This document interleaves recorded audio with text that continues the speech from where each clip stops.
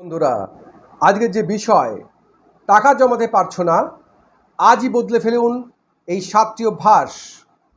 আপনি কি মাসের শেষে প্রায়ই বলেন এত টাকা রোজগার করি কিন্তু সঞ্চয় হয় না কেন? বিশ্বাস করুন, সমস্যাটা আপনার আয় নয়, সমস্যাটা আপনার কিছু দৈনন্দিন অভ্যাসের মধ্যে জড়িয়ে আছে। আজ আমি এমন 7টি অভ্যাস নিয়ে কথা বলবো যেগুলো বদলাতে পারলে ধীরে ধীরে আপনার সঞ্চয় বাড়তে শুরু করবে। চলুন শুরু করা যাক। পয়েন্ট নাম্বার 1, আয় হলেই আগে সঞ্চয় করুন। অনেকেই বলে যা বাঁচবে সেটা জমাবো, কিন্তু মাস শেষে কিছুই বাঁচে না। তাই নিয়ম করুন, আয় হাতে পেলেই প্রথমে সঞ্চয় টাকা আলাদা করুন, তারপরে খরচ করুন। এই একটি অভ্যাস আপনার আর্থিক ভবিষ্যৎ বদলে দিতে পারে। পয়েন্ট নাম্বার 2, অপ্রয়োজনীয় খরচ কমান। ছোট ছোট অপ্রয়োজনীয় খরচ বড়ই বড় সঞ্চয়ের শত্রু হয়ে ওঠে।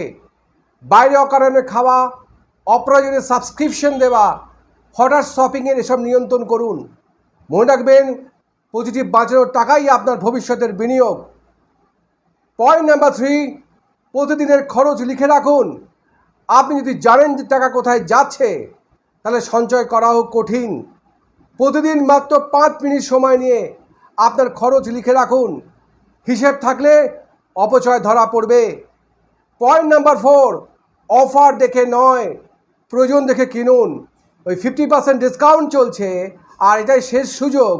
এই অফারগুলি অনেক সময় আমাদের এমন জিনিস কিনতে বাধ্য করে যা আসলে কোনোই দরকার ছিল না বা দরকার পড়ে না। কিন্তু কেনার আগে নিজেকে জিজ্ঞাসা করুন, এটা কি সত্যিই আমার দরকার ছিল? তবেই আপনি ক্রয় করবেন। পয়েন্ট নাম্বার 5, ছোটো ছোটো সঞ্চয়ের ওপর অভ্যাস গড়ে তুলুন। অনেকে ভাবেন বেশি টাকা না থাকলে সঞ্চয় সম্ভব নয়। এটা ভুল ধারণা। প্রতিদিন বা প্রতি মাসে অল্প অল্প করেও নিয়মিত সেভিংসের হ্যাবিট করুন। ভবিষ্যতে সেটাই আপনার বড় সম্পদ হয়ে উঠবে, বড় সম্পদে পরিণত হবে।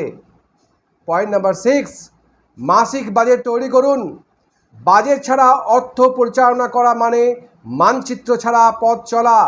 প্রতি মাসেই শুরুতেই ঠিক করুন যে কত টাকা খরচ করবেন, কত টাকা সঞ্চয় করবেন, কত টাকা বিনিয়োগ করবেন। বাজেট আপনাকে নিয়ন্ত্রণে থাকতে সাহায্য করবে। এবং পয়েন্ট নাম্বার 7, ঋণ বা ধার যতটা সম্ভব এড়িয়ে চলুন। প্রয়োজন ছাড়া ঋণ নেবেন না। বিশেষ করে ক্রেডিট কার্ড বা ভোগবিলাসের জন্য ধার নেওয়া অভ্যাস থেকে দূরে থাকুন। ঋণ যত কম হবে আপনার আর্থিক স্বাধীনতা তত বেশি হবে। বন্ধুরা, ধনী হওয়া শুরু হয় বড় আয় দিয়ে নয়। ধনী হতে গেলে ভালো আর্থিক অভ্যাস গড়ে তুলতে হবে। তাই আজ থেকেই এই 7টি অভ্যাস জীবনে প্রয়োগ করুন। দেখবেন ধীরে ধীরে আপনার সঞ্চয় বাড়ছে এবং আর্থিক ভবিষ্যৎ আরও নিরাপদ হচ্ছে। এবং এই ভিডিও যদি ভালো লেগে থাকে তাহলে অবশ্যই আমাদের যে চ্যানেল আছে dream achiever HPS group channel থেকে লাইক করুন, শেয়ার করুন এবং সাবস্ক্রাইব করতে ভুলবেন না। এবং কমেন্টে জানান এই 7টি অভ্যাসের মধ্যে কোনটি আপনি আপনার জীবন থেকে শুরু করেছেন, কাজ শুরু করেছেন আজ থেকেই। আমি মিস্টার হিন্দল ভট্টাচার্য, সিএপি। আপনার এবং আপনার পরিবারের সঠিক আর্থিক পরিকল্পনার জন্য যোগাযোগ করতে পারেন। My mobile number 9830548558 and my email number lic.hindolhps@gmail.com। ধন্যবাদ। ভালো থাকুন, সচেতন থাকুন এবং অর্থকে আপনার জন্য কাজে লাগাতে শিখুন। এভাবেই আপনার জীবনকে পরিপূর্ণ করুন, সমৃদ্ধশালী করে তুলুন। Thank you very much.